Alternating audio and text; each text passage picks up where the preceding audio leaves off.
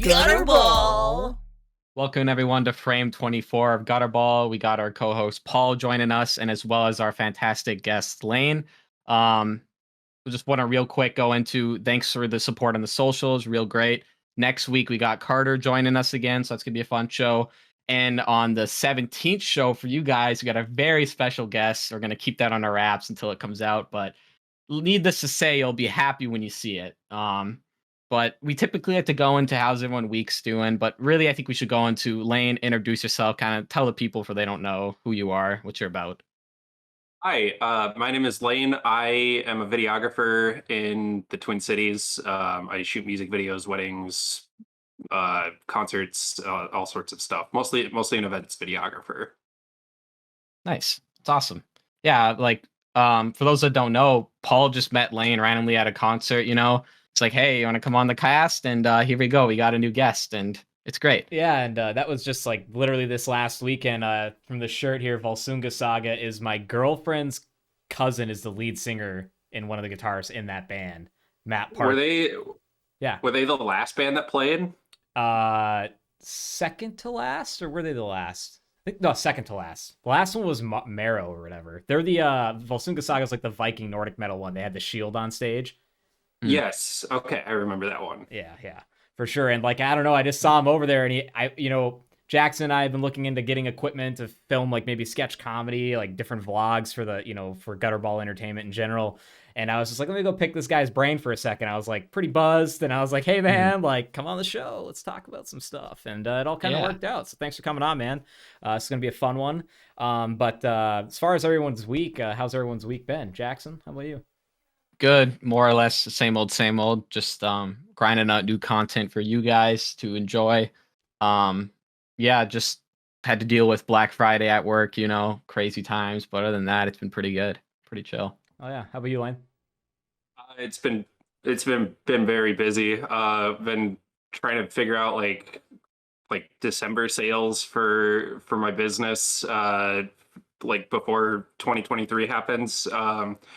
I was doing a real estate photography job that I just quit, and now I'm like kind of trying to figure out like where is my income gonna come from? Yeah, right, 100%. And yeah, I mean, like, and like that's a cool art to like and skill to have, dude. Like especially weddings are huge. Obviously, you probably make a shit ton of money there for sure. And then like just concert events, like you just show up to any local show you can, snap shots, show it to the band, be like, hey man, like let me know if you want me to ever do a music video for you, whatever, Yeah. Good shot. Good shots. Yeah, and the thing about artists too is I always try to support artists, support your local artists, because that's the hardest thing to monetize, like incredibly difficult. So when someone finds a way to do that, I'm always like, fuck yeah, let's go. Yeah. It's awesome. But for me, my week's been pretty average. Kind of same with Jackson, like, being in IT, like where I'm at, this holiday season, especially like Black Friday, Cyber Monday is huge. I was working overtime, or like I was on call technically. Thankfully only like a few minor things happened, nothing crazy. But like Lane, you mentioned before the life of videography and stuff, you were kind of in an IT role yourself, right? So a little bit. So I did IT for about a year in between television jobs, and I worked in television for 8 years in South Dakota before I moved up here. And it like kind of a long story that I could get into later.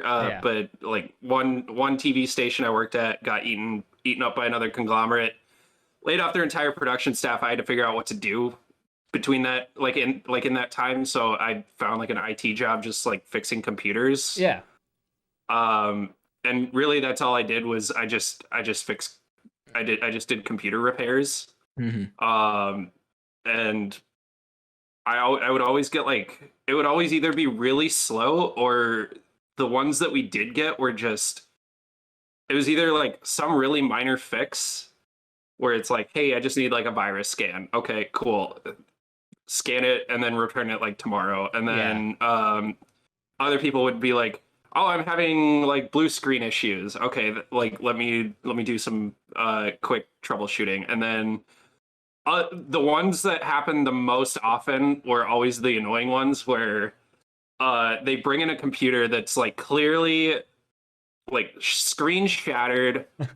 The keyboard's like bulging, the battery's swelled up. It's like, hey, is there anything you can do to fix this? And it's like, man, it's really not worth my time and like to actually go ahead and fix this. And the amount of money that I would be billing you to fix this computer, like it would be almost like irresponsible of me to charge you.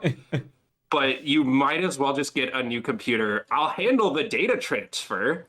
Like bring in both computers, get a new one, bring in a new one, bring in both of them, and I'll like take the hard drive and do your data transfer and put it like set it up in a way that that it works the same way as if you never did get a new computer. But like, yeah, the cost of me fixing this is going to be the same, if not more, than if you just buy a new computer. I'm 100%. sorry, that's just the reality of it. So was it like a lot of like you did hardware and software repairs? I take it, just depending whatever was wrong with it, you would just diagnose to see what it needed. Yeah, and usually like more often than not, the issue would be fixed by doing like. Have you heard of the Tron script by any chance? I haven't. No. Okay, it's this script that that's on Reddit. That's like it's this like the whole thing is like a one-click automated process where it updates Windows, it like installs patches, it downloads like malware bytes and does virus scans and checks like the registry to see if there's anything that's changed and reverts things back. Like if you ever get malware that like changes things in the registry edit, it'll change those back. So usually those like, and I think it takes like 8 hours to go through like every tiny little thing. And it's basically like just an automated troubleshooting script. And you just sit there and babysit it for like 8 hours. Huh. So I could get like 4 computers come in one day, and I just let the Tron script run on all 4 of them, and I just bill for all of them. Interesting. Huh. Interesting. I mean, I obviously like in my job. Yeah, obviously like in my job, there's like, a lot of automation that comes in being a system admin, like you use your accounts and just bulk stuff like that. But like, I've never really like heard of a script, or like I've always just done my own troubleshooting. I just like go through like what I learned in school or like what I've learned on the job. But now, dude, like being where I've at, I've only almost been there 2 years. I started as an IT systems tech, which was like I'd call a help desk plus role, right? So like I was doing like basically what you were doing, but mainly just laptops. And then like some light networking and some light like Active Directory and like user management stuff. And then like now I'm like pretty much into like I'm out of the hardware stuff. I still do it every now and again when other IT techs need help.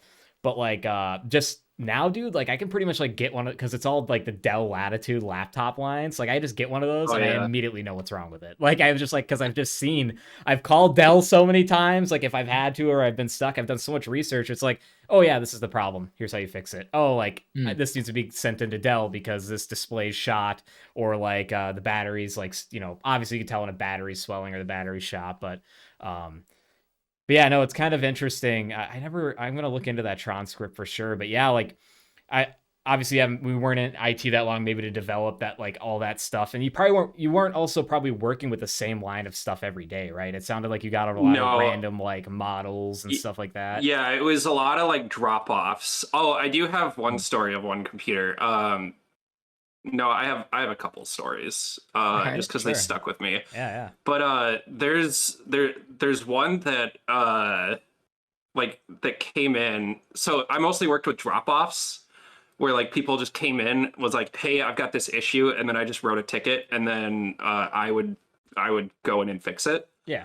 But somebody came in with, thankfully, all they wanted was just the data taken off the hard drive. And put onto like an external, but the computer, it was like an email server that they set up that, I shit you not, was set up like in a barn. Because it was the email server of like a dairy farm in South Dakota. Whoa, Jesus.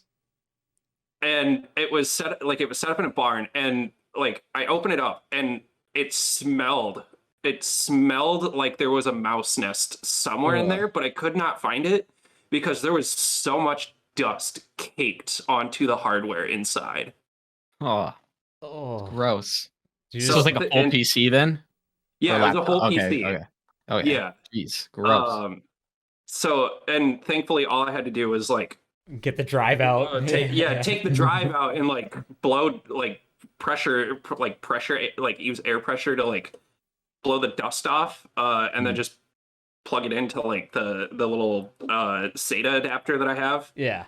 And then just like copy it over to like a hard drive. But like it's just that smell was disgusting. Yeah, probably like old rancid milk in it and shit. It's gross. They're milking cows right next to it or something, you know? You ever go into a shed like and it's just like, yeah, there's definitely a mouse nest in Yeah, there. yeah. Like, it was that same smell. Yeah. That's like there's like mice definitely lived in this computer at one point in time. Chewing on the wires and shit. I got one for you. I just thought of that happened to me when I was in college. We had like during the springtime for like 4 months, the professor of like the IT program would pick like a few kids to run like a free IT tech store. So like any kid on campus or any teacher or whatever could just bring it in and we would basically do it for free, you know, like training, learning on the job kind of deal in school. And this, I was running it. I was one of the heads of like the IT support, whatever team of the student team. This guy brings in his laptop, man, 40-year-old man. And he's going to school. Great. Like middle-aged guy. This laptop, dude, he opens it. It makes a crusty sound, like a cracking sound. I look at the keyboard, dude. I'm pretty sure this guy was just busting loads on his keyboard, man, and just not cleaning it. Like not joking. Disgusting. Rancid. The whole keyboard was yellowed. And then he was like, "Can you help me with this?" And he's like trying to get it on or whatever. I'm like, "I'm not touching that, dude. Like, I'm not touching that keyboard with my bare hands." I was just being as nice as I could to him. I'm not. And sure enough, like, I'm like, "You can leave it here and I'll look at it later and we can fill out this form and I'll get it repaired and I'll let you know like what I find out's wrong," and whatever. It ended up being like the hard drive. It had like one of those like hybrid 2.5 like SSHDs or whatever in it. You know what I'm talking about? That went in like mid 2000s laptops. That thing was just fried basically. But I was using gloves. When I got that thing open, dude, there was like little beetles everywhere inside of it, man. What? They were all dead though, and they weren't bed bugs. I looked it up because I was like, if these were bed bugs, I'm fucked. Because larva is like it's super easy to like get like I guess like on anything.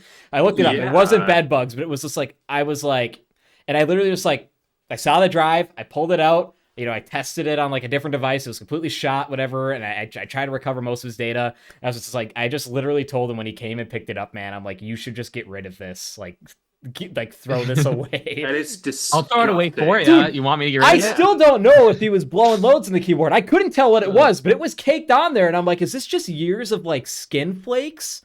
I would refuse to clean it or touch it.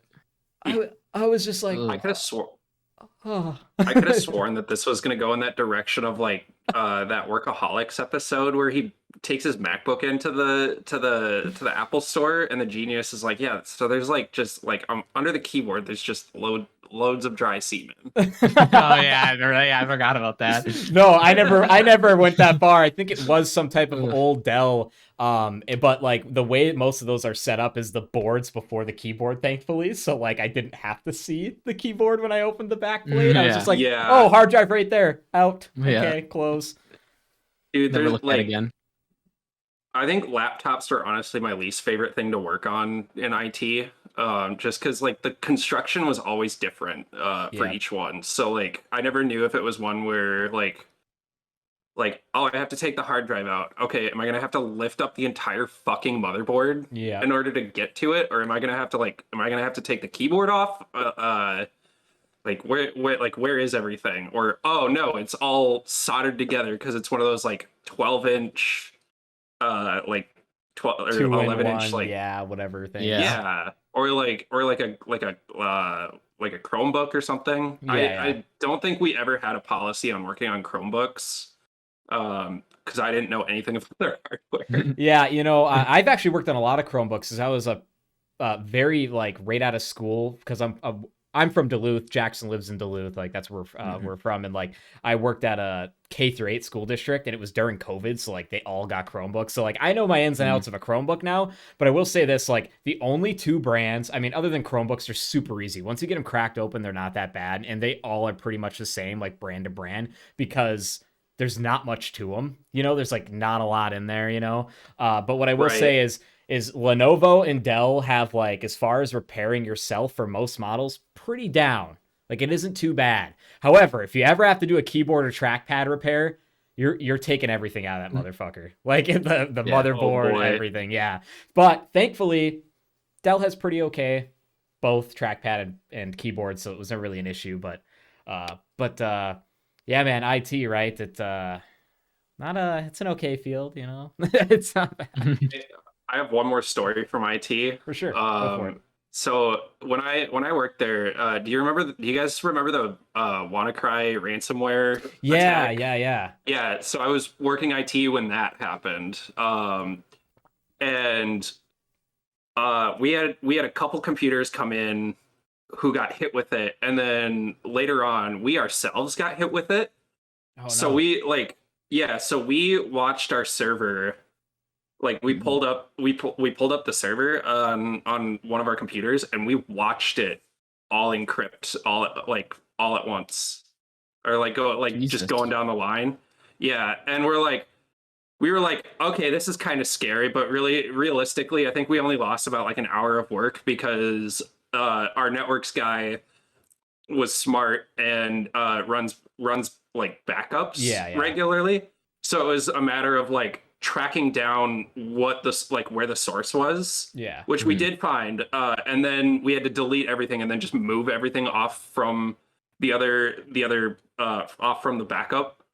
So realistically, we didn't lose anything. Yeah, but we tracked down that like there was like some system account that was still active from someone who no longer worked there. So whoever like got into the system, and we know it wasn't him because like, you know, IP tracing, all that fun stuff. But we looked, and it came from that account because it was still there, but it wasn't active. So like the fact that we saw activity with it is what just told you. Yeah, it told us like, oh, somebody got in through there, and they thought they were going to be sneaky, but we had it set up so that we could see like how recently that account was active. Yeah, damn, dude, that's one thing that scares me at my job is like, well, that's the nice thing is like we do got backups. They run run twice daily on like everything. A lot of our like employees are like cloud-based stuff, like Office 365, you know. But like we have a lot of like client data and whatever, and like that stuff scares me. But like to your point with that old system account, like that's why audits are huge now. Like once a year, the IT team audits everything in Active Directory, like all the like literally every single thing a user encounters with, to just make sure that those accounts that are old or, you know, shouldn't be there anymore are freaking gone or disabled or whatever, you know. That's scary, man. That's ransomware is a scary one. There was just another attack, some big ransomware attack somewhere, but I mean, it's happening all the time. It's not like with cybersecurity now, man, it's not a matter of if, it's a matter of when. That's literally yes. That was our main philosophy over there. Yeah. And it's 100%. It's just like a matter of time, man. You know, if somebody wants to get into something, you can button it down pretty goddamn good. But like when you have such a vast company though, or like a lot of workspace, it doesn't matter how big your team is, man. And are these people that do this shit, are they getting caught regularly, or they are always overseas and like you can't get to them? I would say can you ever track the source? I think it's usually overseas because they always ask for Bitcoin. Yeah. But that's also like the currency of criminals. Yeah. Sure. Yeah. That's a good point. Yeah. Like, you know, say what you want about cryptocurrency today, but like it was literally designed to not be like really trackable and like So like it was designed for criminals. Yeah. On the dark webs. Yeah. Tough stuff on there, man. Dude, didn't your buddy what? So that story. One of my buddies, back in the day, we used to order. He would order weed and like dope off of the dark web, and I told him, I'm like, man, don't be doing that. My brother's in cybersecurity. Told me don't do that. He's like, I'm good. Don't worry about it. Keeps doing it. Months go by. He calls me frantic. He's scared. He's like, dude, I don't know what to do. These hackers, they sent me a video of my cam. They hacked into his cam and they were like filming me like jacking off and shit. And like they want money. Like they have a video of me, like hours of footage of me. And I'm like, well, I told you don't go on the dark web. And I hang up. No, I didn't. I'm like, I don't know what you want me to do, dude. Like I told you, stay away from that dark web. That's some bad shit. And he learned real soon. I don't think he ended up paying anybody. I think he just delved out because like, I don't know who they were going to send the videos to. I don't think they ended up doing that, but he was scared, man. He was really scared. If you're a depraved enough dude, what are you scared of on the dark web? Let's Yeah, true. Yeah. That's a good point. It's yeah, it's spooky. And I will say, like, if you do decide to go, just leave your fucking, when you're not using your camera on your computer, I'll tell all viewers out there, no matter what you do, unplug it. When you're not using it, just unplug it. Yeah. Do not have it plugged in. 100% all the time.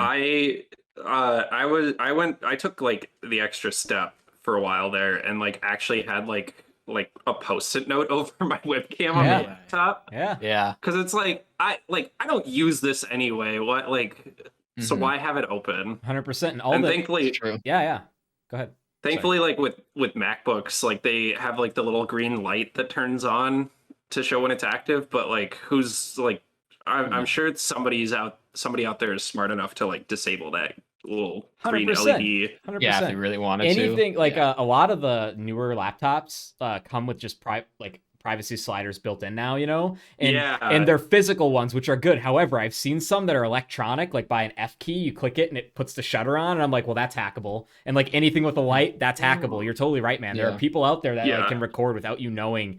Even if there is a light that's supposed to indicate that it's recording, you know, and Macs are a little more fucking locked down though, but which is something I appreciate, but like it also like there's also like to the detriment of the user where it's like, great, I can't like fix anything myself. I have to take this into the store.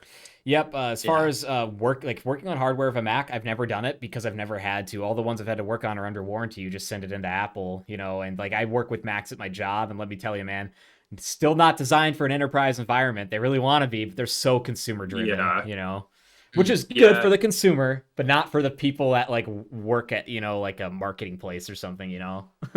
Yeah. Like it's designed for like running in a studio environment, but definitely not for enterprise. And it's not even like cost effective for running enterprise either, because like the Mac hardware is so fucking expensive. Yeah, dude, it really, anything Apple is just like got a crazy price tag. You'll never see deals on them. I mean, Apple doesn't even sell refurbished iPhones that are, they only sell refurbished iPhones that are older than 3 gens old now, and they don't sell unlocked iPhones anymore either, unless they're like, that's weird. Unless they're older than a certain day, because they want you to like pay the premium through these like AT&T, Verizon. They want you to go there and buy it like brand new, you know. But anyways, another reason to hate Apple is the protest. Apple blocking airdrops right as the Chinese protests start, and pretty much they're like changing the default setting, because airdrop was how the protesters were communicating, and Apple saw that and blocked them from doing that right as they really started like using it. So it's like kind of fuck Apple. It's another reason to hate Apple. Yeah.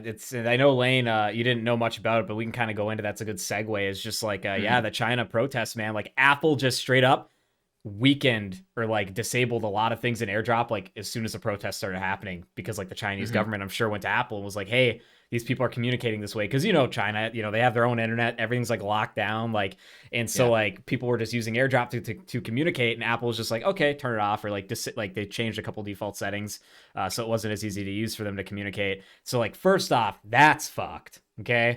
So that's another good reason to hate Apple. But yeah, basically what's going on in China, again, this is all from like news sources we found in America, which is also kind of propaganda, but so is China. But I will say this, they basically have quarantine camps that they're bringing anybody to that has COVID. You can see pictures of them online. They're just fucking putting people in these places and not letting them leave. So there's because of that, there's a bunch of protests, because China has this policy right now called zero COVID policy.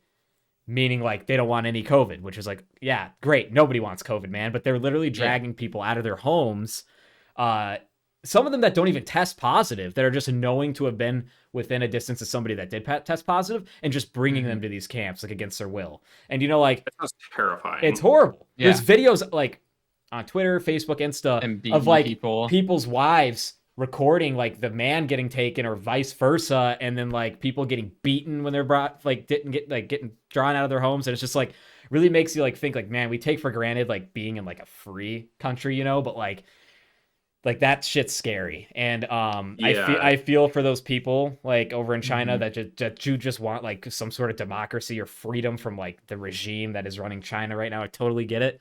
Yeah, it's scary, man. Not good really stuff. Scary. Watch us get banned in China after this episode airs. Gutterball banned in China. Yeah, immediately banned. I bet they won't even show up if you search for us in there. That'd be kind of funny though. Dude, find that out. Man, I don't think they even have YouTube on China like the Chinese not. internet. They do. That'd be. I know there's YouTube videos of guys that like have been in China, or they go over the internet and like break it down like how it actually is there. And like, man, I'd like to really actually look into that because that's interesting. It's just like, how neutered is it, right? Because I know I'm pretty sure Facebook is straight up banned in China. Oh yeah, yeah, guaranteed. And because they have their own. I know they have their own like social media websites that are China specific. But you can get like VPNs over there to access the Western web, as I think is the way they put it. So like, there's the he probably doesn't like this term, but the drinking king himself, Pang Zai from China. Used a VPN and posted like his really, really, really impressive drinking videos on YouTube and Twitter. That's funny. I didn't know that. It's funny. A guy I know, he went to school up in Duluth where I'm from. I used to play airsoft with him. He was from Beijing, China, and like one of the nicest guys you'd ever meet. But he ended up going back home to Beijing. He has an 8-year degree at like some musical thing. He plays in a symphony back in China is like what he does, like his full-time job or whatever. 8 years? 8 years of like music school, man. He has like some crazy credential for it. I don't know. Holy moly. And when he went back, he was like, "Yo, Paul, like you're a computer guy. Like, he's like, I like Facebook here. How would I get on Facebook in China?" I'm like, dude, I don't want to be like the result of you getting taken by the police or something. Police. See you later. Because he was literally telling me that's the reason why his dad sent him to go to school in the States. He tried to go on social media, but like he bypassed it on the internet. They got caught, and literally like the government came to his house and like threatened his family. And so his dad was like, because if it happened again, something bad would have happened. So his dad was like, all right, you're going to school in the United States. And his dad was like, pretty wealthy and sent him to the United States. He's back there now, and I did show him a VPN. And as far as I know, he pops on there every once in a while, and there hasn't been any problems. But like, you should reach out to the VPN supplier that you sent to him and get a sponsorship for this show. And be like, hey, sponsored by XVPN, the choice for accessing social media on the Chinese internet. I like that. Yeah, this is choice. That'd be really good. This is what stick it up to the what is that? What are they? CCP or something like that. CCP, yeah. CCTV. CCTV. Yeah. But yeah, like, and like on top of that whole China thing, man, you know how they have that, have you heard of the social credit system that's like relatively new there in the last few years with like the cameras and they'll like read your face? Have you heard of this? Maybe. So let's hear it. So I'll go into it a little bit, and I'm probably getting this wrong, but basically, like, you do good things for the government, such as like you post that you really like the government, or like you keep a good job, you show up to work, you're never late. You literally get this social credit score. It's like what we have for credit here in finance, but like for you as a person towards the Chinese government. And in China, they have cameras everywhere in the public, and they literally have like facial recognition, and they tie you to this ID for your social credit score.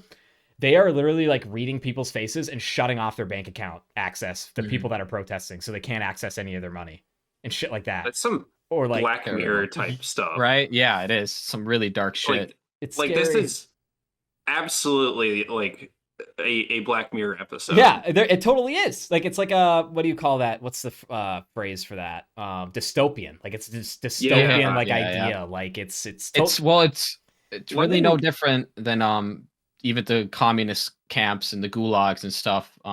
Same fucking thing, man. Same slippery slope. Yeah. It's not in well for anybody. Even London has like some weird surveillance stuff going on over there too. 100%. Yeah. I mean, You don't hear much about London. no, it's funny. Exactly. They Yeah. don't want you to. Yeah. I also just think like us as the United States, like we really pick and choose, like, well, the media really picks and chooses like what we decide to care about, you know? Oh yeah, absolutely. Fuck yeah. Look like I mean between CNN and like Fox News, like the two like opposite ends of the spectrum, but they kind of decide what like people care about, and it's like, nah, I'll go on social media and like I'll do my own research. Yeah, right. I'll do my own.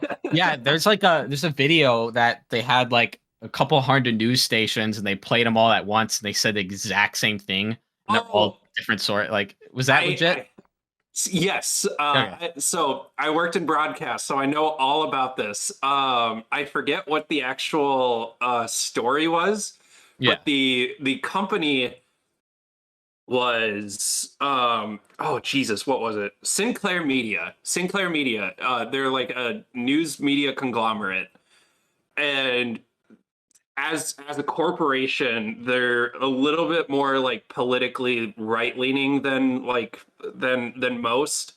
But they owned, at one point in time, they were the number one broadcasting company in America, with all their different like between number of stations that they owned and amount of revenue that they brought in.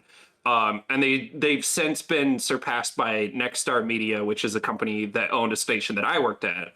They're also huge, a huge umbrella. Yeah, they're enormous. They own KTLA, which is like the biggest news station in like biggest local news station in the country. Huh. But it's LA. What do you like? What do you Yeah. So Sinclair Media, I cannot remember the story, but they've always had this, but they had a script where it comes from corporate and it goes out to every Sinclair Media station, and they all have to run this because it's corporate policy.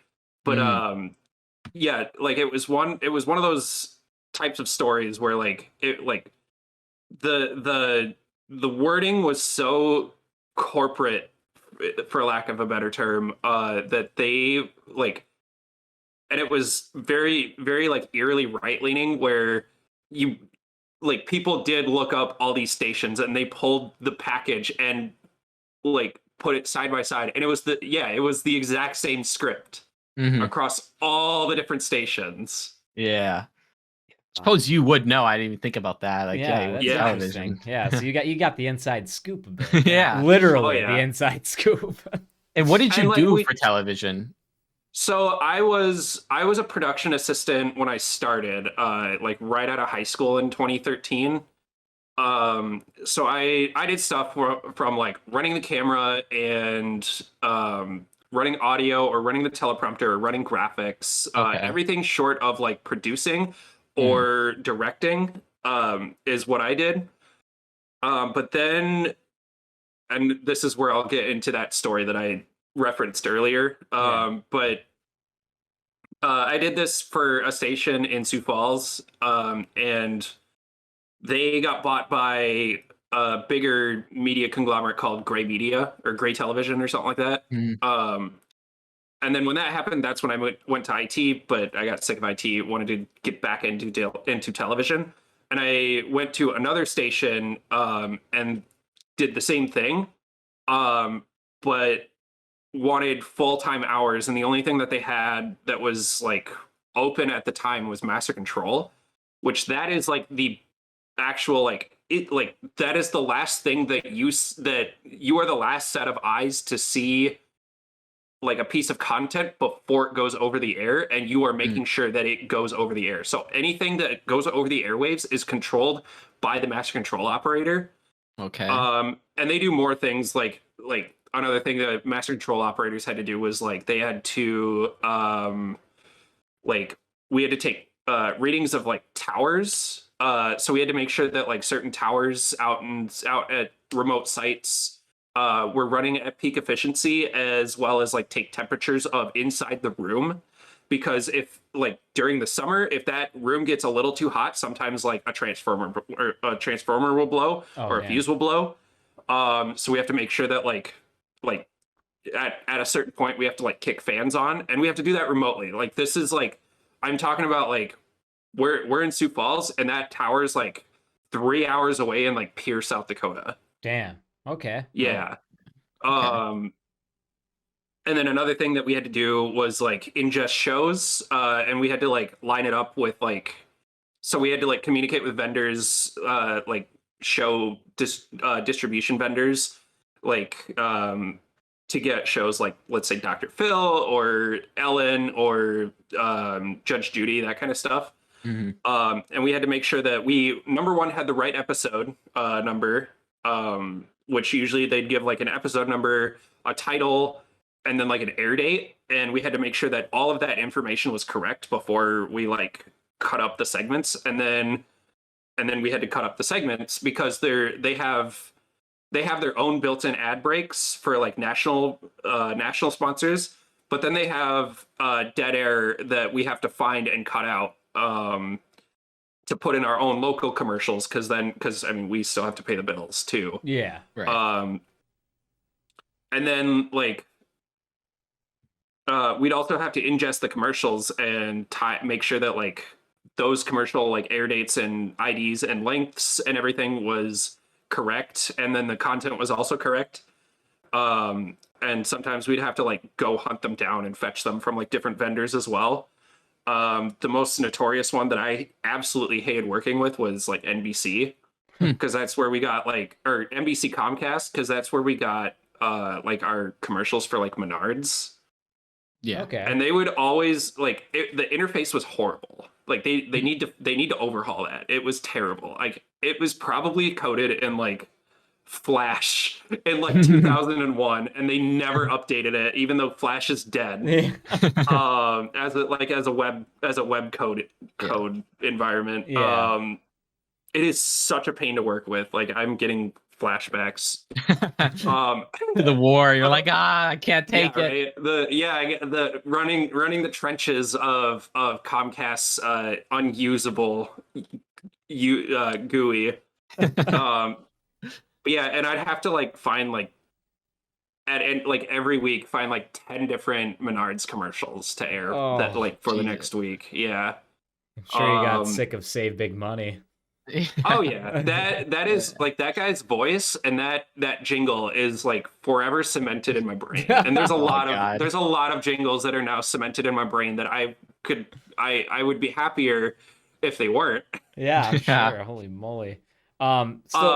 So in your time, Black Friday. Sorry, I don't mean to interject, but in your time there, did you kind of work solo, or was it kind of like a team deal? So at two of the stations, it was usually solo. Like there'd be just enough of us to cover like the 24-hour shift. Okay. So like the way the schedule would be set up is like Monday through Friday, we'd have like this set of rotating master control operators every 8 hours. Yeah. So someone was always there from like 3 a.m. to 10 a.m. 11 a.m. Yeah, 11 a.m. Someone was always there from 11 a.m. to 7 p.m. and someone was always there from 7 p.m. to 3 a.m. God damn. So that 8-hour cycle, Monday through Friday, was the same people, and then we had a separate weekend shift that people had. Okay. And that was like two 10-hour shifts. And then there was like just this like 2-hour period where nobody was in the building. Okay. Which was kind of scary to think about, because I was the guy that like set up the automation to then leave and go home, and I'm like, I just kind of have to trust that like the robots are doing their job, and then trust that the next person is coming in for their shift to make sure that it's still going. But once I got to the next to our own station, that's when like there was a team there. So then it was like there's somebody in there to monitor the on-air content, but then there's like 2 or 3 or even more people like in there like checking shows, like checking to make sure it's right, getting it if it's not there, and putting in commercials and like checking them off and confirming that they're there, or hunting them down. And like we had an in-house marketing team that often would like send commercials up that we'd have to like, if it wasn't there the day that they said it would be, we'd have to be like, hey, where's this commercial at? Interesting. Okay. So what were you going to say about Black Friday? Sorry, I didn't mean to interrupt. So Black Friday was all like, holiday season was always the busiest, because that's when you get like the holiday savings ads, and everyone's trying to do the one big push all at once, and it comes in like, sometimes it feels like out of nowhere, but then you realize, oh wait, it's middle of November. That's right. But like from like September through October, there's like nothing going on, because everyone's saving their budgets for the big Black Friday push, and like the rest of December. So like mid November hits, and like every week you are rotating out several different commercials, and they all have different commercial. Like one advertiser will have a list of different commercials that they want aired at different times, because that's where like the different demographics are. So it's like they'll have one particular one that airs during like the 4 o'clock hour, when like anywhere from like three to four to 5, like before the news, where like that's where like the middle-aged moms are, or like the newer moms who have like Dr. Phil playing in the background with like their child just got home from school. Like it's that kind of stuff. So usually it's like cleaning products, dish detergent, like laundry. So if you pay attention to like what time a particular show is airing and what channel it's on, and you pay attention to the commercials, you can tell exactly who the demographic that they're trying to push for is. Oh, that's Wow, interesting. okay. Yeah, it is interesting. But then like during prime time, like, you know, network commercials from like 7 p.m. to like 10 p.m. before the 10 o'clock news. That's when you see like a lot of car commercials. It's when you see like all the luxury items. And I'm not just talking like the network breaks. Like I'm also talking the local stuff. But then there's also like your grocery stores and all that stuff. Like everyone's watching. And then like and that's especially true like once you get to like football, because everyone loves football. Like let's like, even if you don't like football, there's something to love about football. So everyone's pushing everything, because that's where like all the viewership is. Yeah. Wow. Holy. So like, from your experience like working in a team, and now you're kind of doing your own thing, I bet you prefer kind of doing your own thing, like not working with the team or like relying on others as much. Like, do you think it's just like a lot easier, or do you think it's a little more stressful because it's all on you? It's a little bit more stressful, and like because I went from being in a role where I am one part of a machine to create this thing, which like, let's say like in the production area, that's the newscast. So like I am like one man in a bigger crew, either running a camera or running the audio, which I was fine with. I was not to toot my own horn, but I was pretty knowledgeable about audio. So I was able to help out with that stuff quite a bit, like with troubleshooting, like just on the fly. But going into Master Control, I did miss production aspects, where it's like the more creative direction. But Master Control was what paid the bills. And I mostly was like, you know, that scene from Clockwork Orange where he's like tied to the chair and has like the things like prying his eyes open. It felt like that sometimes, where like I have to like be watching this content that I'm not making, and I want to be making that content. So it feels better to like get out of that kind of environment and be behind the camera again, actually like making stuff again. But now like there's often times where like, yeah, it's a little stressful because it's all on me, but I can't like at this point in time, like I don't exactly have like the extra funds to like hire other people to help out. Only occasionally, like there was a show in Sioux City that I played, that I was also planning on shooting, where I had a friend come out from Lincoln, Nebraska to come help shoot, and he like I felt bad because it was like, dude, all I can offer you is like $100, but like I can't like I can offer you enough to like cover gas, but that's about it. But he thankfully, bless his heart, was like willing to work with that and gave me like is always like willing to put like his best work forward. For sure. That's awesome. So like, not to hammer you with too many questions, but like across all your projects you've worked on, and I guess probably mainly leaning towards like your solo stuff, maybe not so much the television stuff. Like, what was your favorite project like that you've ever like created or done, or like, is there one that comes to mind that just like stood out? There's quite a few. There's so mostly right now I'm working on like weddings and music videos, but I'm trying to get more into like kind of more corporate or business facing kind of ventures. For sure. One that's coming up that I'm really excited for. I have a martial arts seminar that I got asked to film. Oh, that's yeah, actually sick. Fun. So that one I'm really looking forward to. And it's I think it's like a 2-hour seminar that he wants just kind of condensed down to like a couple minutes. Yeah. And then like so we can put it on YouTube, but then also like cut it up and like put it on, like what you guys do where you cut it up and take the longer thing, yeah, and make shorter content out of it to like post regularly on social media. Yeah. Yeah. So that I'm really looking forward to. And I told him I'd do it for cheap just because like I wanted the portfolio work. Yeah, 100%. Yeah, sure. Shows your range of your skills, right? Mm-hmm. Yeah. Yeah, and he was very very appreciative of like the generosity, as he put it, to like with my time.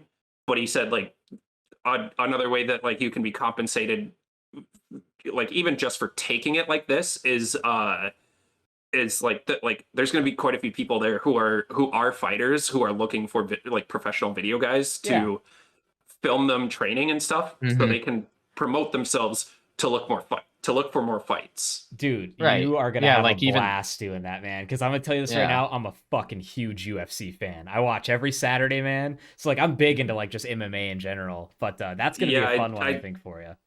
I saw the MMA channel in the Discord. Oh, so I was and I don't know a whole lot about fighting, or like martial arts or MMA or anything. Yeah. But it's like it's new and exciting to me, so I'm really looking forward to it. Heck yeah. And I've seen a lot of really cool videos of like it looks like cinematic like gym advertisements. Yeah. With like really cool lighting and stuff, and it's like that looks like a lot of fun to produce. Oh, I want to be making that. Yeah, so, and there's like, there's no short of upcoming fighters to pick from, that need people to do that for them. They don't know how to fucking do it. Yeah. Jackson actually has some boxing experience. I've been boxing on and off for about 4 or 5 years now. Really great, really fun. Yeah, that's how I know those boxers don't know what they're doing. They need help, man. They don't know how to edit videos and shit. They need their fight card promotion set up. Like even if you did some graphic design. And I'm actually starting. I signed up for boxing. There's a gym opening literally right across from my work, starting in January, February, and I already signed up. So I'm gonna mainly just to get in shape, but also learn a skill. Like defending yourself adequately if you have to is a good skill to have. So I've seen some like videos pop up where people like relentlessly mock that what's that TikTok account, like the Detroit urban training, survival urban training or something, something like that. But he's like you can disarm this guy. It's like, okay, yeah, disarm that. It's like all of that looks cheesy, but I'm sure there's like some merit to some of that stuff, like a little bit. Some things, even not with that particular account. That guy, though. Other people, but like with like just in general, doing the whole doing self-defense, training like that. I mean, it is very useful, and it's something that I wish I knew a little bit better. And I'm probably outing myself or like putting a target on my back. No. The thing you learn real quick in boxing and fighting is that street fights are so unpredictable. You do not want to get in a fight outside the ring. Like as a boxer, like I know not to start shit in the street because I don't know what they know. It's unpredictable. But the one thing my coach told me that was the best defense you have are your feet. Get the fuck out of there. If you think you're gonna get hit, just run, man. There's no shame in running, you know, because I would rather run away than get my ass handed to me. And concrete is concrete and gravity is a dangerous ground, man. Street fights never end. You know, they always see that video where some guy one taps a drunk dude and he falls. They all go to the ground. If you don't know groundwork, you're toast. And I don't know a lot of groundwork either, so I'd be fucked up if I got on the ground. Well, even outside of fighting, like you said, gravity and concrete are not your friend. Like I've seen some videos of people like even just taking a like just tripping over the curb. Yep. And taking a tumble and like cracking their skull open. Yeah. Like it's terrifying. It's terrible, you could die standing up. That's scary, you know. It's 100%. Crazy. And as Jackson was saying, like you know, when you learn a skill like that, defending yourself, you get real humble real quick about like you know, again, like just don't start a fight because like what do you know? Well, what do they know, right? This guy could be a jiu-jitsu black belt or some shit. Turn you into pretzel, you know, in 1 second. You know, some of those jiu-jitsu guys are good. Or like you don't know if somebody has like a knife or anything. Oh yeah, or a gun, or a weapon. Yeah, you don't want like that too. 45 America, on you. yeah, you don't want to get second. Oh right, yeah. Yeah, that's like I don't know if you know who Joey Diaz is, but somebody asked him a question and he's like, what's gonna come out when someone puts you in the defense situation? The jiu-jitsu in you or the you know, the New Jersey in you? He's like, the gun, bitch, that's coming out first, you know? It's like, I don't play that shit. And it's like, true, yeah.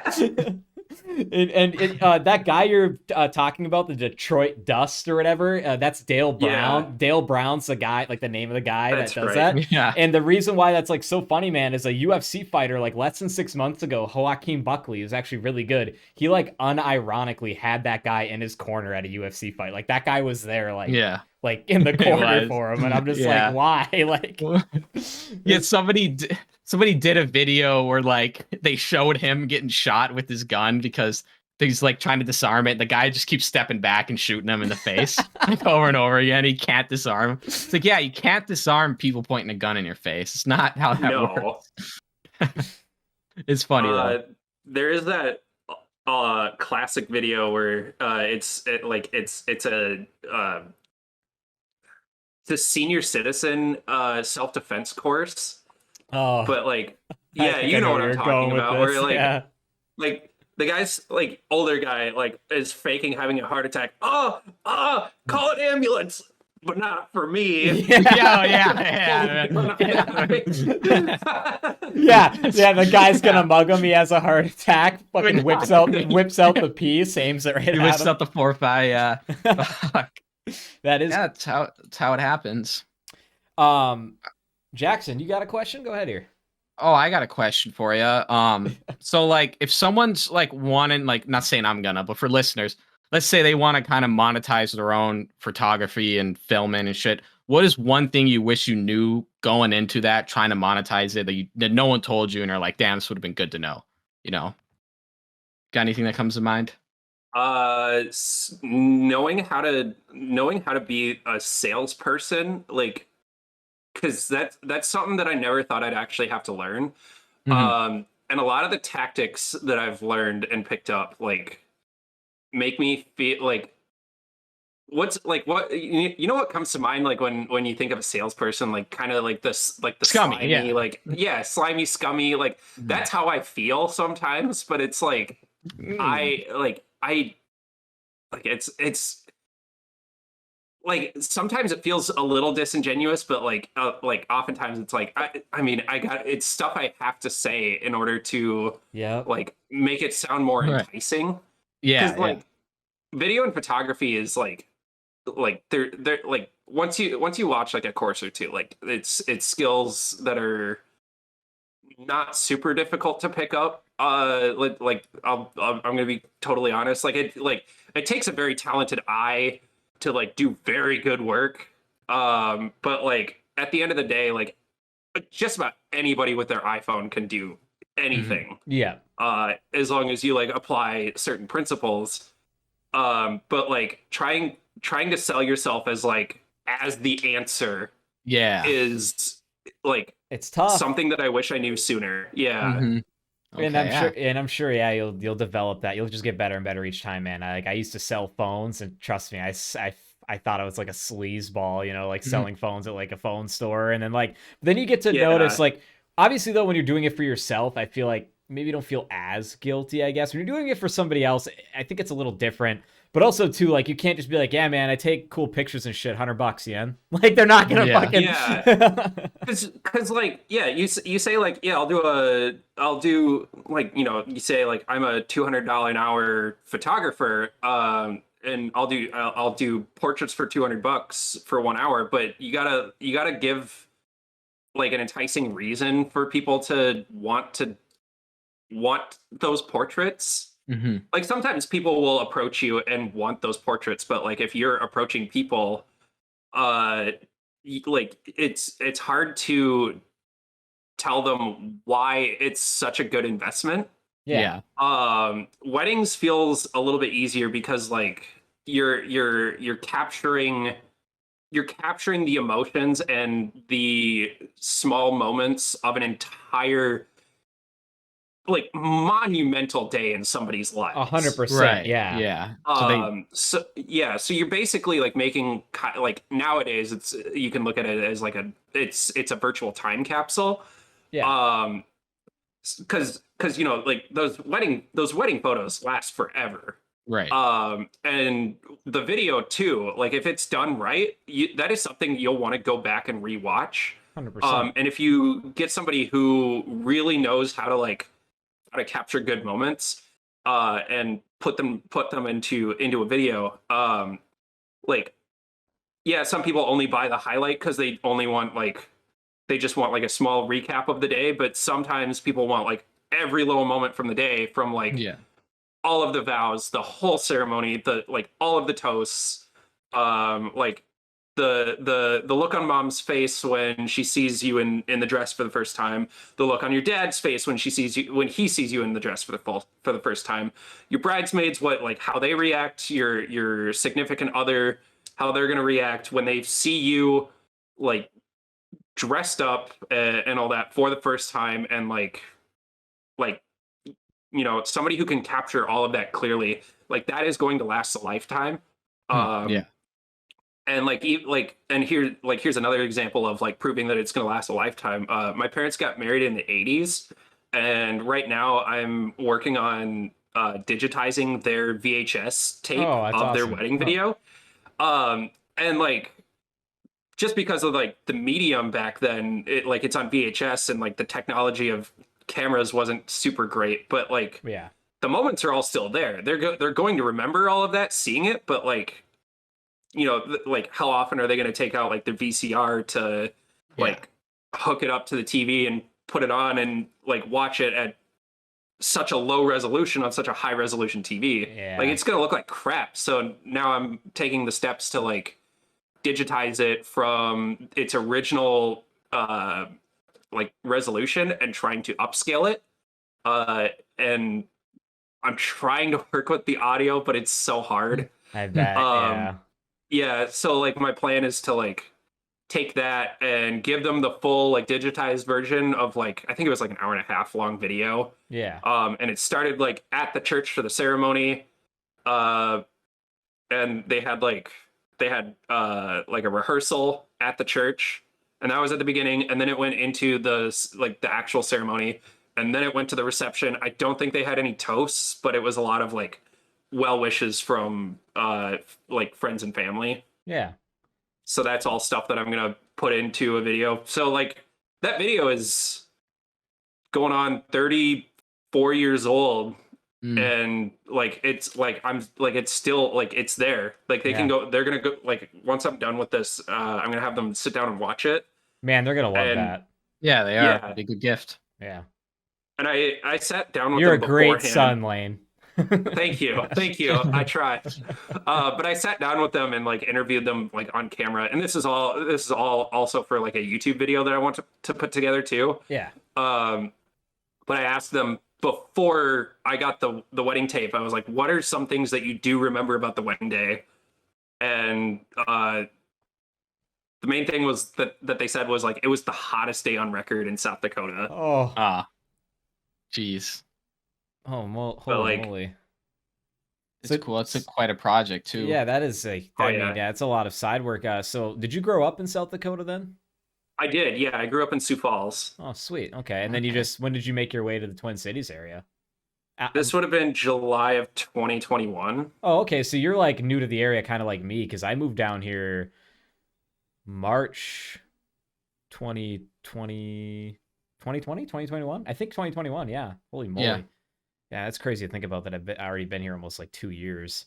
So yeah, right around the time Yeah. I did. Yeah, because I'm from Duluth up north there, and it's still cold here, but not nearly as cold as up there, and not as snowy. But Yeah. It like I'm no stranger to the cold, but it's definitely colder here than it is in South Dakota. But yeah, it's only like it's like 2 hours south and like 3 hours like west yeah, of here. gotcha.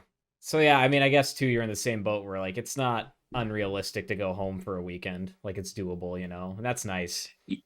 Yeah, it is. It's a long drive, but it is like yeah, like it's easy enough to make the drive on the holidays versus like going like if my original plan had worked out, it probably would have been like Colorado, Yeah, and then that's like from Denver to Sioux Falls, that's like 10 hours. yeah, yeah. Mm.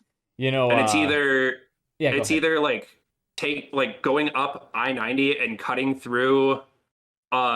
from like Rapid City, going up to like Wyoming and cutting through Rapid City and driving like 6 hours on I-90, or like taking I-80 from Denver and then going all the way through Nebraska and not having any cell service for hours. Yeah, so you're just like you're back to the like media on something because dude, I get so bored driving like just even back and forth to Duluth that like if I didn't have my phone to listen to podcasts, to listen to music, I would just resort to CDs, which my car still does have a CD player, but like man, Yeah, I regularly listen to podcasts on my drive to Sioux Falls just because like if they're like an hour long, I know I can go through like 4 episodes yeah, before I get home. yeah, that's kind of nice.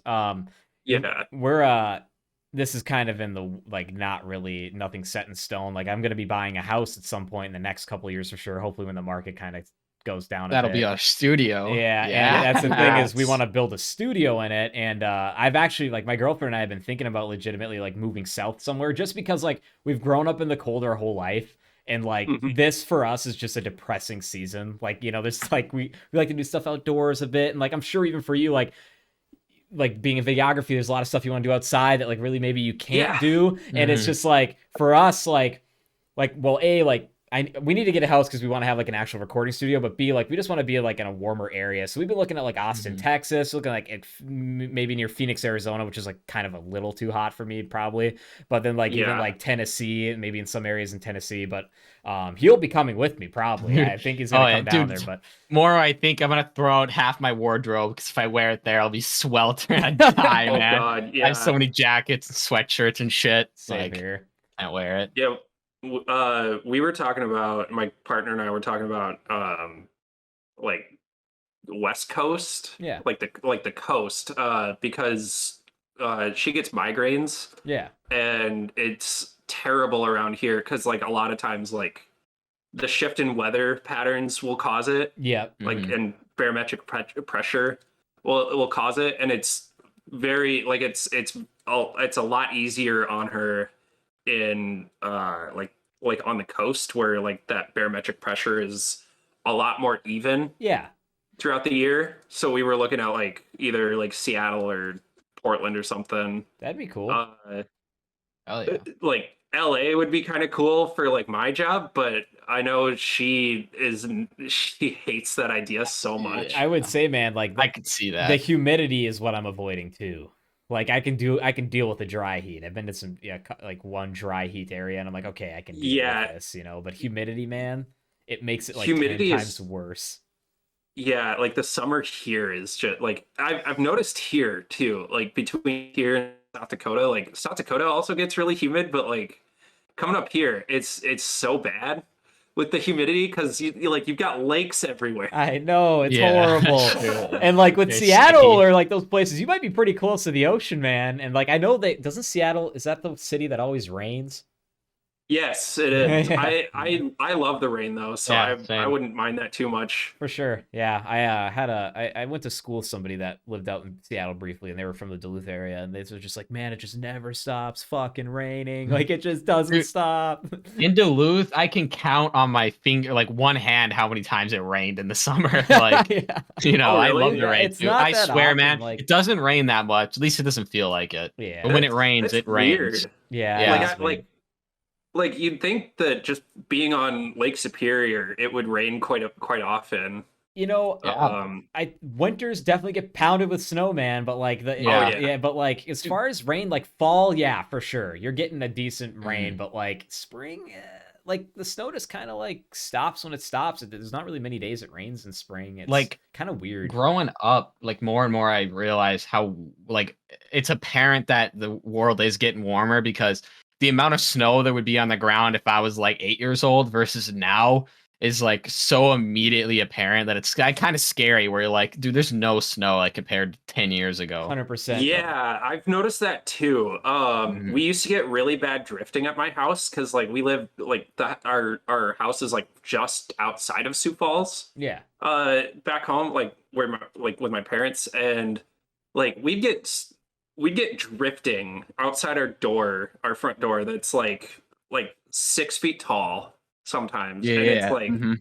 that's wild, and like they used to be fun when I was a child because I'd like run around and like go to the top and like tunnel down and like try and build like build a little tunnel like Yeah. into the side and like try and go up like a kind of like a gopher. Yeah. Yeah. But like over the years, and it's definitely not because I grew up, but it's like there's just less and less snow. Yeah. And there'd be times where it's like I think like the first Christmas that I had where we hadn't gotten snow at all yet, I started to get worried. And now it's just been a historical pattern of that. Yeah. And it's like, yeah, it's getting colder, but like we're getting less snow also. Like it's a little concerning. It's extremely odd, and Mhm. like global warming definitely a thing. We definitely caused some of it. And then like you could also go look though, like yes, it's bad than worse than it has been, but you also look and the planet all like makes like there's weather shifts like through decades that happen too, where like we warm up, we cool down, we warm up, we cool down. But like lately they're noticing too that just like in general it's warmer than when it regularly warms up. You know what I'm saying? Like Yeah. just in general, like it's like, oh shit, these places are, and then like obviously the melting of like the ice caps and whatever, but and like all the Well, and, like, shit there, but Yeah, like we can look at the Ice Age too, because like Mhm. yeah. like because that happened, and I don't know like too much about like how weather Yeah, neither happens do I. and occurs because I'm no meteorologist, but I'm sure there's also like if like because the change of seasons happens because of the tilt of the Earth Mhm. being closer or further away from the sun. Yeah. But like I also got to wonder like if distance of the Earth from the sun also has an effect on weather patterns as well, because it's not a perfect circle, it's like elliptical. Yeah. Yeah, it's all weird. Yeah. Yeah, so I'm sure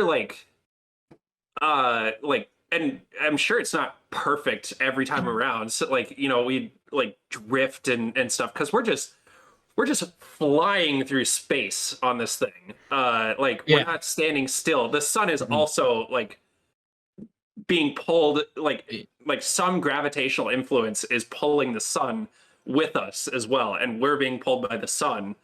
So there's got to be like some factor of like when that happens, the earth like gets a little further away, and then it gets colder. You know what? Like, Yeah, I know am I what you mean. crazy or No, No. I'm following you. No. We don't know shit about weather either. The But reason you're why on, might be honest. you know why I'm laughing right now? Did you just see what happened? What happened? One of my sound panels just fucking fell right off the fucking wall. And that's why I was like, Jesus Christ. Yeah, you're like, just but no, I'm busting, following you, man. You're totally right. Like, I mean, like, I don't know shit about meteorology and No. weather and like distance from like the sun and whatever, but like, all we do know is shit's changing and it's like not normal compared to like how we've regularly looked at stuff like in weather history, I guess you could call it. But I have like meteorologists that I'm friends with still from TV added on Snapchat. I should reach out to them and be like, hey, do you guys want to be on a podcast and just talk about like you weather? should. That'd be Let sick. them know. I'd love a meteorologist. I was actually reaching out to local morticians. I'd love to talk to a mortician. I think he'd be cool. Sounds like an interesting conversation. Yeah, right. 100%. Exactly. We want to get normal everyday people like garbage men on here, doctors, whatever, you know, just if people that are hustling out here every day doing normal 9 to 5s. Yeah, those are the interesting people. People from like USI where they're setting up like fiber optic internet infrastructure in Minneapolis would be really cool to talk to as well. Yeah. To like talk about like their plan and their business model as well as like competition with like with other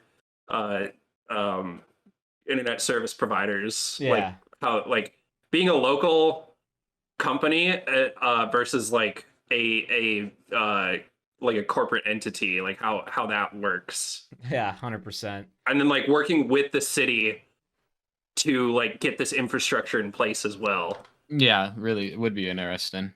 Yeah, I'm gonna jot that down. Yeah, write that down. Yeah, write that down. Write that down. Yo, Jamie, can you pull that up for me really quick? Can't wait to have a Jamie. Yeah, Jamie. Yeah, we'll have a studio and we'll have a Jamie of some sort, like Joe Rogan.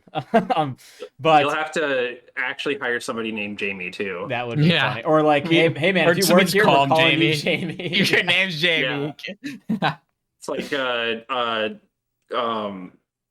you guys seen Silicon Valley, that show? I think I've seen bits of it, yeah. Yeah, there's a character in there where his character's name is Jared, but like his actual name is Donald, but they just call him Jared at the company that he worked at, and they just never stopped calling him Jared. That's funny. Like, my actual name is Donald. Yeah, that's my name. Yeah. Anyways, we can get into some other spicy topics here, such as like, are there really any good video game to like movie or TV show adaptations? And we were kind of talking about this before the show. For sure, The Witcher is one of them for now. Yes, for now. I haven't been following that drama too closely. I just know that they're getting what's his name, Liam Hemsworth. Yeah, one of the Hemsworth brothers. Yeah, Liam Hemsworth. Yeah, he's gonna. One of those. Geralt. I mean, he's playing Geralt still. No, Liam Hemsworth is playing Geralt of like he's replacing Henry Cavill's character. Like, I'm pretty sure. I would have thought that like they'd have him cast as like a different Witcher. Because I don't know. They have the first look. Weird. They have the first look as him as Geralt. Yeah, they do. Yeah. I need to see this. Yeah, Google it really quick. But yeah, like he's straight up replacing Henry Cavill's Geralt. Like, and as you were saying, the reason why he's leaving is A, they're not keeping it to the game/books, and B, like I think another thing that came into it too is they're giving him a fat stack of money to come play Superman again. Like, that's a big role. You know that DC's coming. Like, hey man, Henry, we want you back for Superman. I like Henry more hearing about The Witcher, where he's like sticking to his guns, where he's like, I want it done this way or I'm out, you know, and he's out. I love that. It's great. Which it's unfortunate because I like right. Same. I haven't even seen that. I might actually watch it now. You guys are hyping Seasons it up, 1 and 2, man. He's a gorgeous man. He's a gorgeous man. He's a great Witcher too. Speaking of TV shows, The Last of Us, that's another one that's coming out soon. It's an adaptation. I don't know, man. Casting's a little questionable for some of the characters. We'll see how that pans out. Yeah. But I've not super high hopes. I've heard very good things about The Last of Us, but I'm going to be honest, I've never played it before. And I've never watched like any playthroughs of it. I know, like, I just know that it's about like, it's a zombie infection kind of game, but it's not. Yeah, it's hard to explain, but like I've played 1 and 2, and basically like the world is like Joel, older guy, Ellie, like younger girl, he has to basically get her to this place, so you travel with her throughout the game. In the first one, this is anyways. And then it's not really a zombie, it is like it's an infection style game, but basically like there is a real like parasite that exists in real life called cordyceps, and it infects like ants and stuff, and like other like arthropods, I think is what the name for them are. There's like, and it like literally grows like this mushroom style thing. Like it grows in on the insect's brain. You can look it up. Like it grows like a mushroom thing or like this weird looking thing out of them, and it basically causes like aggravated behavior against its own kind or species, like cannibalistic behavior, where like a beetle or a praying mantis or whatever gets it that's infected with this will eat its own kind or like be aggressive basically against anything. So basically, like in this game, it's like that has now evolved to infect humans, and so the world goes to shit. People get infected with cordyceps via like breathing in pores from it, kind of deal. Yeah, which the actual cordyceps did evolve to, from ants to tarantulas to praying mantises. That's what's scary it's about jumping it. species all the time. That's what's like scary about cordyceps in real life. That's really terrifying. Yeah, and so basically that's what the game revolves around. We're gonna have an actual like, those people who watch The Walking Dead and like actually now have a zombie apocalypse plan in mind. They're gonna be so excited because they're gonna actually be able to put that plan into place. Yeah, exactly. Yeah. I mean, think about how many people throughout history have had those bunkers or those plans that just didn't fall through. Shit just keeps going. Like 30 years go by and nothing happens. So like doomsday bunker planning is like an actual hobby of like billionaires. Oh yeah, 100%. Oh yeah, and it's like that sounds fun, but I wish I had $1 billion to just throw around to like make a Fallout bunker. Yeah, 100%. I can't make a bunker. I can't even own a house. Yeah, I'm still renting. Yeah, same here. Well. All right, another TV show, the Halo TV show that came out recently. The Paramount. Terrible adaptation. Still haven't seen it. I watched like the first 3 to 4 episodes and gave up on it. The first episode though, they really reel you in, and it's sick. It's like actually like the first episode was like, this is sick, right? Like this is gonna be awesome. And then they ruined it. And like I'll let you discover that on your own as to why, but like, Master Chief shows his face like immediately at the end of episode 1. I was gonna say they show his face, don't they? And it's because I know. Number 1 rule: don't show his face. And it's just like, well, we need to make the character more appealing. If he can't show emotion, how do they connect to the main character? And it's like, fucking do that shit through Cortana then. Like I don't know. Exactly. Like there was emotion in like, other Halos between and Katana. Yeah. Up until the very end of this season, like season 1, like they did a really good job with that with the Mandalorian. Oh yeah. They never once showed his face until like the very end of the first season, or hell, maybe even the second season, where they didn't show his face. Yeah, and like they totally could have done that. And like as we were saying before the show too, like with this Paramount show, they pretty much, you were saying, they like literally are like with pride on the fact that like we are not looking at any old Halo content, like we're just making this, like they gave us the pieces, we're just making it. And I'm just like, well, that's fucked. And it makes me think like you have to have a target audience for this, and you are like the audience, you have the audience there, like it's basically given to you with the IP. But like it's not a good sign when you like are making it actively your goal to piss off that audience. 100%. Because then it's like, you piss off the actual nerds who like that show or who like that IP, but you can't get like normal people who aren't normally into Halo to like that show. No. So you have to like kind of appeal to the neurotypical gamers who like that show or who like that IP. Yeah. And you're pissing them off actively. What are you doing? By, like making weird writing and character decisions. Yeah. Did either of you guys? I know. We'll mention quick. The good Halo was the Forward Unto Dawn. You were saying like the machinima, like that's a good one. Really I remember that when that came out. I was very young. But did anybody here watch the Sonic movie? No, I haven't caught seen it bits of it. I know, but I didn't watch it. I like Jim Carrey as Dr. Eggman. It's pretty entertaining. I've heard that was pretty good. Okay. Yeah, I think that's a. Oh, go ahead. Oh, sorry. No, good cast and choice. There's nothing wrong with Jim Carrey. He's always funny. Yes, yeah, you really can't go wrong with Jim Carrey. Like, you really can't. Like, he's like just one of those comedians for the most part. I mean, obviously you get those people that just like actively hate Adam Sandler for no reason, which I can get because he has made some questionable films that he has made, but that weren't great. Yeah, I don't like. I think that the hate or the disdain towards Adam Sandler is like Jack and Jill. Like it's yeah. Yeah, like it's not unwarranted, but like people who like actively wish like actively make death threats upon him. Yeah, it's like get out of here. But like disliking Adam Sandler for the fact that like he made some really stupid movies. Like you can dislike him as an actor, or a producer for making some really dumb movies, but like don't hate him as a person because he hasn't really like actually done anything wrong. No. I think he's pretty wholesome. He dresses like shit. That's his whole thing. That's what I like. Is like he's like I think he's like what? He's pretty close to being a billionaire. I think last check his net worth is like 600 million or something. Right? Another thing I saw is that dude. he always goes to like his local basketball like ring or like set and just starts playing with the locals and stuff like weekly. Is what I've been told. That sounds kind of cool, actually. Yeah, cool. Throwing it up with Adam Sandler. And like you have to give it to him too. He brought all of his buddies up with him, dude. David Spade, Rob Schneider, well, Chris Farley at the time, rest in peace. Like who else did he like? I'm blanking. There's a whole group. Chris Rock. Well, Chris Rock is actually like he did pretty well for himself, I would say. Yeah. But yeah, like that, like Steve Buscemi.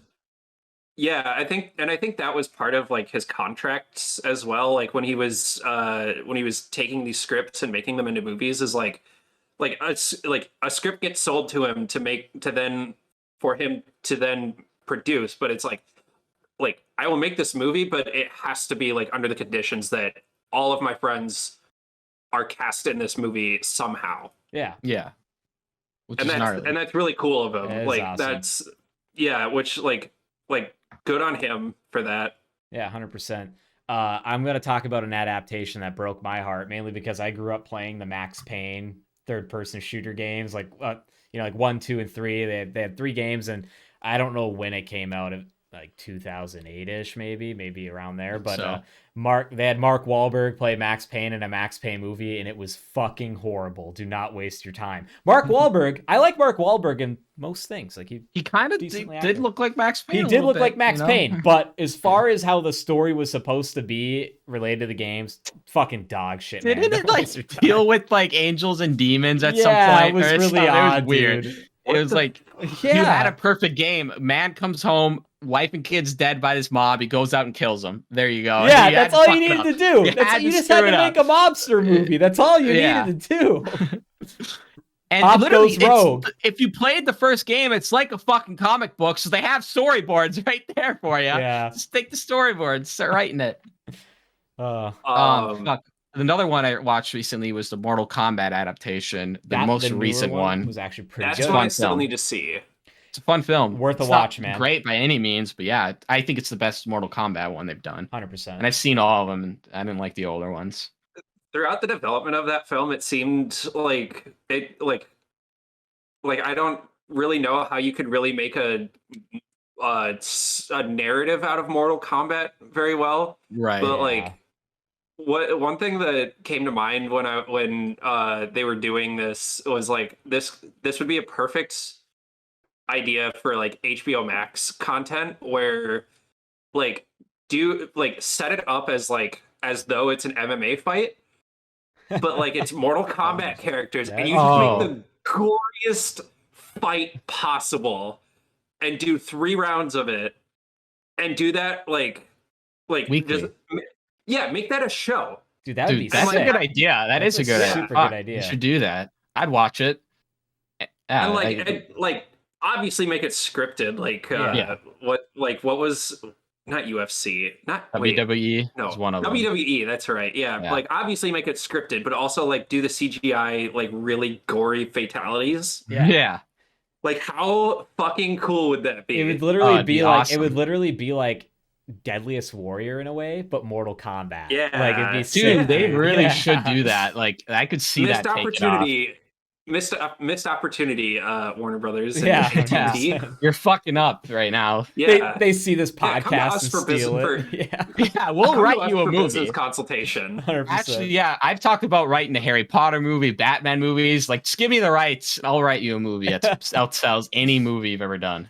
You can still do fan films. That's like, true. Yeah. Although, like IP gets a little tricky in that area. I've wanted to do a Star Wars fan film for a while, but it's like I don't want to be chased after by Disney for like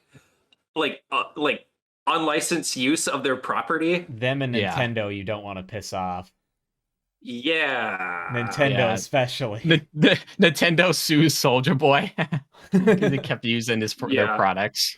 Dude, That's Soldier awesome. Boy was selling like a fake Yeah, he's rip-off blatantly Nintendo Switch doing thing. that. Like, He said Well, comes with he- Smash Bros. 5. He had no license to that. Yeah, it was like here's a game console that has like 500 classic games on it that like it's basically a Raspberry Pi, but like Yeah. like Made it. it's like it's piracy at that 100%. Yeah, really, it is. Yeah. Yeah. Yeah. Can't do that, Soldier Boy. And Yeah, I that's copyright infringement. I watched a video where they're making fun of him, and to one of the clap back at people for taking other people's shit. He's like, I'm just a kid with a dream. They're like, you can't hate him. He's just stealing all this shit, but he's a kid with a dream. It's okay. It's all right. Yeah, Take it. that's what makes it all okay. Is like Yeah. we're all just kids with dreams. Yeah, it's like, okay. All right, Soldier Boy. so I know we want to dip into this before show close, but Twitter, because I know Lane, that's a topic that he maybe wanted to dive into there. But Yeah. we did cover this, I think, like literally the last 2 weeks. Like I always put in like a little like 5-minute, like this is what's going on with Twitter right now, because honestly, it's the most entertaining a social media platform has been in quite some time, in my opinion. Or like, and so like, what are your thoughts on that? Have you been following it super heavy, Lane, or like you just kind of get the bits and pieces? I've been following it through like the lens of like Reddit and this show that I watch on YouTube called Internet Today, because they're like a news, like independent news podcast kind of show. Yeah. Ex Machinima employees, but they've been following that pretty closely. But the most recent update that I heard about was like when Musk was asked about like whether or not he would let Alex Jones back on the platform after he was like undoing all these different bans. And he was asked about Alex Jones, and he said no, because he's like, my firstborn child died in my arms, and I won't I don't want to give platform to somebody who capitalizes and has anything to gain from endangering the lives of children. And it came out that like, no, his firstborn child did not die in his arms. It was in the mother's arms. Like she was actually the one that held the child. Interesting. Hmm. That's very. Is it?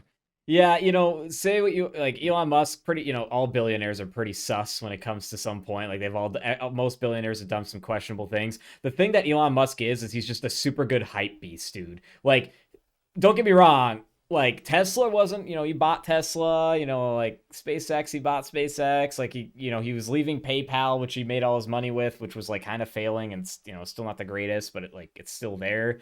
But like, the reason why I say like he's like the world's greatest hype beast, dude, is because like look what he did to the EV industry. Nobody was really investing or making electronic cars. He buys Tesla, hypes the shit out of them, and then like you got Polestar now. Ford and like all of GM have pledged to make like all their cars electric by these dates. Volvo and it's like, is another one. And yeah. And I have a good. Obviously, I can't predict the future if things were to change, but I would say that if he didn't do that, I don't think we'd have as many electronic cars right now and as many manufacturers investing the time, money, and energy into battery technology and changing it, to something else. Yeah, I never thought of that. Like thought of it in that way, where like saying he's a hype beast, because like it's very true, because he makes all these ridiculous promises with like Starlink and Neuralink, or whatever the brain implant. Yeah. Mm-hmm. Yeah. And SpaceX, there's stuff surfacing now where like 10 years ago today, like Musk said in 10 years we will have a man on Mars. Yeah. And I don't think SpaceX has actually done anything to do with Mars yet. And I've even heard, I think maybe this is wrong, but someone said that Elon Musk has said like, no, they're abandoning Mars because there's just nothing there, and it's like super extremely hard to terraform. It's like what I've heard too, and it's like, well, no shit, you're talking about a planet that's not made for humans. Yeah, Wasn't he also caught mistreating monkeys or something? He was doing something with Neuralink. Yes, it was killing. The testing on monkeys has been very like they suffer, and I think like upwards of like between 19 and 23 monkeys have died in the process, which like not a fan of PETA, but like if PETA were to step in for anything, like that's understandable. Let's get the ASPCA on Neuralink. Yeah, 100%. But yeah, like, you know, and like that's what I bring up, like that point too, is just like he's really good at coming up with these great grand ideas, and like honestly sometimes it's a good thing because these other companies or other people that have money try to make their own idea or their own alternative to it, and that's been proven to be a good thing in the EV industry. And you know, like that whole like, you know, the solar panel roof shingles or whatever, like he fucking like he abandoned that like most other projects, and now I'm seeing like I think there are some companies that are actually like going hard with like solar panel shingles and like making that like usable and like affordable for the common person. I'm like, that's fucking awesome. I think solar panel shingles are sick. I've shot houses in neighborhoods that have like where there are houses that have those. Yeah. And it looks ridiculous, but it's like I applaud you. Yeah. I do see them more and more around Duluth. Like just people putting them on. So it must be affordable somehow. Yeah. Yeah, like there's houses in like South Minneapolis that I've seen that have it. Yeah. Also, so one thing that I want to gauge your guys' opinion on before I get a little too into it, but what do you guys think about his unbanning of Donald Trump's account? Honestly, I think it's kind of okay, so here's the deal. I'm pretty politically independent. I'm just gonna say that, and I by no means support Trump. But I will say this. I think the unban, like I could have lived without it, but I honestly think it was also just like that was some of the like we literally had a president that was tweeting on social media while he was a president some ridiculous shit, and that was some of the funniest stuff that I would see reposted in places. Like he literally tweeted like, I've never seen a thin person drinking Diet Coke. And like that's like obviously horribly mean, but like he was pretty sure he's a president at the time. That was fucking hilarious. So like I honestly wanted it back to the comedic sense. So I think like yeah, sure. I think it's cool that he let people vote. Like he put a poll out and it was like 52% to 48. So yes, it was very divided. But I don't know. What do you think, Jackson? How do you feel on it? I don't give a fuck either way. Again, very politically independent. I don't follow left or right. I don't care if you're left or right as well either. It doesn't matter to me. But yeah, good memes. He says funny shit. He called King Jong-un fat one time during presidency on there, which is funny. Yeah, this is awesome. Like who fucking does that? You're the president. I'm still not 100% sure of why he got banned in the first place. Yeah, neither do I don't know what he did, but yeah, it's all right. You know. Yeah, enlighten us, Lane. Yeah, enlighten us. Why did he get banned? Why he got banned in the first place was the January 6th riot. Right. It was the incitement of violence, which like already against Twitter's terms of service. Yeah. Right. At the time anyway. I don't know if they've changed since then with Musk buying it. But I think it's slowly changing or being like amended and stuff's being changed. It is, yeah. But yeah, it was a sitting president incited violence on like specifically on Mike Pence, I believe.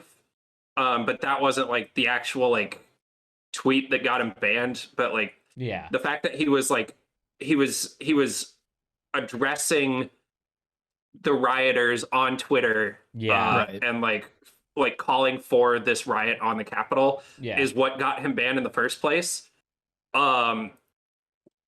And this is where I'll get into my opinion on the unbanning, is that I like the fact that they unbanned him, but not for the reason that people would normally think. Yeah. Okay. I'm like you guys. I'm very like I'm an independent, moderate kind of political sitting. I'm not a political person very much. It's just fun to like more so observe and relentlessly mock the things that are ridiculous on both sides 100%. of any argument. The extremes, yeah, the extreme. Like I'm definitely not an extremist in any way. There are certain opinions that I hold dearly to my heart that could be considered political, but I don't want to get into those now. For sure. So I didn't like Donald Trump as like I didn't like the guy. Like it was funny. He was a funny guy. Yeah. Before presidency, but once he became like a sitting president, it like slowly got unfunny. Yeah. It got it would get out of control really quickly. And there was some batshit crazy shit that he tweeted at like random 4 a.m. on a Tuesday. It was weird from the White House, and like presumably like from the toilet. That like during like a mid sleep, like going to the bathroom. But like there's some weird shit that he posted there where like you could consider that either like funny or sometimes outright dangerous. And with the banning happening, we weren't able to comb through and actually get everything that he actually said in those 4 years that he was president. Yeah. But now with his unbanning, archivists can go through and scrape all of the posts that he ever made, screenshot them and archive them. And now that stuff can actually go into like the Library of Congress. Whereas like before, like I'm sure like at like over time, like as he was president from like day one to like a couple of years ago, he like they've been keeping track of it, but like once he got banned, like the fact that he said that is like no longer gone. You can go sure there's screenshots that exist, but like people who embed those tweets like in news articles, it'll say like this tweet is no longer available, so you can't like actually prove that he said that. Right. Because with a screenshot, you can doctor that stuff really easily. 100%. But like embedding a tweet in an article on something that the president said, like having the actual tweet that he posted from his account, like you can't mirror that in any way. Yeah, 100%. You're totally right about that. Yeah, with actual like authenticity. Yeah, for sure. Right. And like, yeah, I don't know if it's a good thing. I don't know if it's a bad thing. All I know is like, I don't even know if he's gonna come, because has he even tweeted since he's been unbanned? No, and I think I know he's got his own like Twitter clone, called like Truth Social, which that's already a cringy name. Yeah. This is my truth. I truthed out a truth the other night. So everything I say, because it is literally truth. Yeah. Which like stupid name. Yeah, really dumb. Honestly, like if I could have it my way, I just don't think anybody sitting even in Congress, anybody sitting in a higher up political position, especially as a president, should just even have social media. Like I just don't think they should. I don't think anything good comes from it. No, it doesn't. No, well, I don't know. Like there's certain things where like with politicians, like people who are running and people who are like sitting in government, excuse me, they can voice their opinions and like reinforce their policies through social media. So I think it's good in that regard. But then you've got people who like abuse the fuck out of it. Yeah, like with Ted Cruz and like the Ted Cruz liking porn on 9/11. Oh yeah, dude, it's funny you say that. I was read that article like a week ago because I just thought about it randomly. I'm like, oh, remember that time Ted Cruz watched porn? And I'm like, oh, there it is. That was so funny. And yeah, then, and best thing it was incest porn too, which is even better. There's a screenshot floating around somewhere, but Alex Jones had like a screen, or like had like a had his phone pulled up for like a video and like went to his all tabs, and he had like transgender porn in one of the tabs, Gosh. And it's which like Alex Jones is not the person that comes to mind that No. for me to think of like anyone who would be interested in anything like transgender related. 100%. yeah, that's crazy. Especially One other since thing I thought about Trump, sorry, Paul, No, it's all good. is that you really chalk it up to an old man also using, Twitter, because these are old people, Yeah. so they don't know what the hell they're doing. And then they gave him presidency and the Twitter account. It's all over, man. My dad goes on Facebook and it's questionable. Yeah, So you just think about the old people. But Dude, I get like I have friends on Facebook who are like well into their 40s and 50s, and they're just like people who are like in the music scene, like between like Minneapolis and St. Paul and like Sioux Falls, Yeah. and like some of them tweet out some like one, tweet out some questionable things, but two, like also just the frequency of which they're posting. it's just like It's too much. It's weird. Yeah. Mhm. Like I like when I was working in IT and television, like that's when I started learning about like the Cambridge Analytica scandal and like everything that like Facebook actually like tracks on you and keeps like in terms of data. And I was like, dude, I'm not comfortable with this. So I got rid of my Facebook I downloaded the data that they had on me and then just straight up deleted my account. Like not deactivated, not even like not logged out, completely like rid of deleted it. Yeah. Mhm. And I wish we had like some of those like EU privacy laws here, Same here. where it's like the right to forget kind of laws, where you can request data on you gets deleted. Which like that also sounds difficult because of shadow profiles. Yeah. But I existed for like 2 years without a Facebook or Instagram account, and that was like mental health wise, probably like some of the like one of the best positions I was in. That's good. Mhm. I've been using Oh. Facebook for a long time. I almost wonder what they fucking got on me. I just like marketplace, man. It's the shit to buy and sell now. That's the problem. You got to have a fucking account to access it. Yeah. Well, and they have all sorts of marketing tools that like I just like as a business I can't exist as a business owner without it. Yeah, like I like it sucks, but that's just the reality. Yeah. And it's funny that you say that your mental health went up because you stopped social media. Because if you like watch the progression of social media as it get implemented more in kids, the rise of anxiety and depression goes tail and tail with it. They just go straight up. And I find myself even going on social media and getting depressed because I'm like, oh, this guy has it all. But really, it's just what he wants to show you. And I did quit for a little while. And you're right, you do feel better because constantly on social media, you're comparing yourself to others. And that's the worst way to go about your life. 100%. Yeah. And like there was a study that was done too, how like Instagram is detrimental to It's so bad for kids, like teens. Especially with like preteen girls. Oh, like because self-esteem. Yeah, because like people like girls are always like doing their makeup and like applying filters and like Photoshop and all that stuff, like, and trying to showcase this unattainable standard of beauty that like these preteen girls are now like in their adolescence, like with a still developing brain and immature mind and like no actual grasp of how the world actually works, like are now struggling with anxiety with like, oh, I'm never going to achieve this level of beauty standards, so what's the point of living kind of mindset. And it's like horrible. It's disgusting. It's terrible.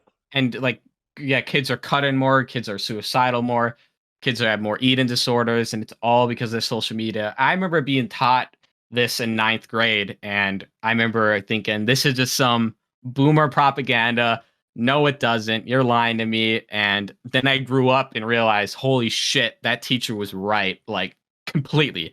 It really is like, you don't really think about it. And I have a niece, a young niece, who's growing up now, and like I don't know how their parents are going to deal with giving her social media, but I fear that it'll just be one of those situations, you know, where they're gonna get swept up in that. I think crazy thoughts, you know, that aren't realistic. Yeah, and like I even know like our niece, like because one of our brothers is like obviously her dad, and like he doesn't let her on TikTok and shit or anything. Like, and Good. that's good. Bad. Like, Yeah, Yeah. I didn't get a smartphone until I was in ninth grade, I think, or going into eighth grade. That's when I I first was a got senior in mine. high school when I got my first smartphone.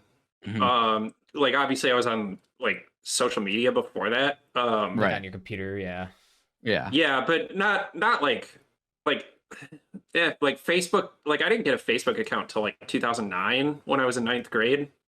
And that's because like some girl like that I was into at the time, like pressured me into getting it, and it's Oh, like, gotcha. okay, fine. And then I got it, and I was, and like even like ever since then, like I've just never understood what the point of it was. I just thought it was stupid, but I just kind of like ran with it like everyone Yeah. else. Me too. YouTube was the big one for me. Yeah, That's like a same. platform that I've just always been on. 100%. Mhm. Same here.